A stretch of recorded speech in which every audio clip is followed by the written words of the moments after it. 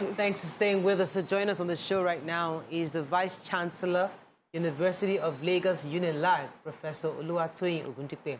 We'll be speaking on the tertiary education in Nigeria, University of Lagos as a whole, and other things. I'm a botanist. I got my PhD botany from the Obafemi Awolowo University, formerly University of Ife. And to the glory of God, I did my PhD within 2.5 years in Obafemi Awolowo University. And that will be the first time in University of Ife, Obafemi Awolowo University, that somebody will do a PhD within 2.5 years. And I've been able to attract research grant of over 200 million. And with my other colleagues in other parts of the world, we have been able to attract research grant of $2 million. And recently, this year, I just got a research grant of €38,000. The grants being gotten so far, how well would you, is there any, you've mentioned the grants. Can you tell us now the problems that the research have solved for our society and how those, the solutions that are provided in the results that we now get from the research that's been done? When you talk about research work not being applicable or not being useful in the country, it's not that it's not useful. A researcher is to do the research work. In other parts of the world, what they do is that the companies, they invest into research in the university. I don't want to mention a name of a company in Nigeria that I know that in the University of Reading that I went to, the biggest laboratory was funded by that company, mother company in that country.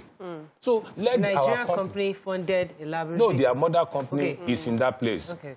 So let our companies invest into research work in Nigeria. You talk about ventilator. I make bold to say that in the University of Lagos, we have been able to develop ventilator now, sponsored by the Lagos State Science Research and Innovation Council, which the governor of Lagos State is seriously interested in. What we are doing now is to do the clinical run. And the solar panel that we have been able to develop in the University of Lagos is friendly.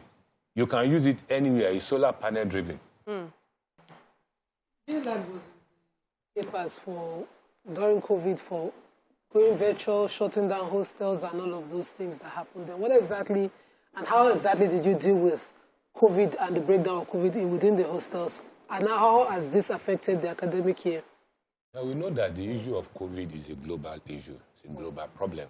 What we did then was to shut down the university based on the directive from our principal, and that is the federal government.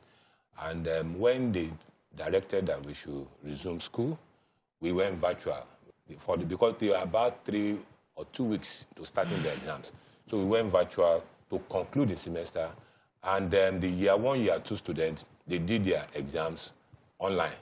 We took a step by saying that all the year 1, year 2 students, we are giving them free data. The university spent 18 million naira on that? to do that. On that, wow. Yes, because we have to pay Airtel, MTN, all the providers. That we did. But when we now said the year 3 and above should come in person for their exams. The number is not as much as year 1, year 2. Let me let you talk about the perception that the kind of youngsters we're churning out in universities are not employable, they're not marketable, and they can't really be engaged. And people who come with this perspective and they generalize, saying that the product of Nigerian universities cannot be employed. I'd like you to speak to that. Is it true that these youngsters cannot be employed, or is it true that we're still teaching them archaic syllabus and curriculum? These students that you are saying that they are not good, they travel out of the country to do their masters, and they are doing well. They are doing very well, very well. I know of somebody who got top class from our university, went to Canada, and did very well, and is doing his PhD now. My own son finished from the University of Lagos, went to the US for 18 months program, and within that 18 months, by the time he was to graduate, he got 2 master's degrees. Like I said, the carryover of what you have in the secondary school is reflected in the university. That one is there. It is not all the students getting out of Nigerian universities that are not doing well.